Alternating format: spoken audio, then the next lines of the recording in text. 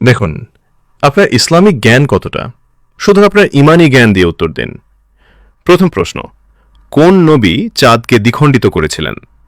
এ হজরত ঈসা আলহিসাল্লাম, বি হজরত মুহাম্মদ সাল্লাল্লাহু আলাইহি ওয়াসাল্লাম, সি হজরত নূহ আলহিসাল্লাম। সঠিক উত্তর হল বি হজরত মুহাম্মদ সাল্লাল্লাহু আলাইহি ওয়াসাল্লাম। আপনি যদি প্রিয় নবীকে ভালোবাসেন, কমেন্টে লিখুন আই লাভ মোহাম্মদ। দ্বিতীয় প্রশ্ন, কোন নবী মৃত মানুষকে জীবিত করেছিলেন? এ হজরত লূত আলাইহিসসালাম, বি হজরত ঈসা আলাইহিসসালাম, সি হজরত নূহ আলাইহিসসালাম। সঠিক উত্তর হল বি হজরত ঈসা আলাইহিসসালাম। ইসলামকে ভালোবাসলে কমেন্টে লিখুন আই লাভ ইসলাম। তৃতীয় প্রশ্ন, কোন নবী সমুদ্রকে দ্বিখণ্ডিত করেছিলেন?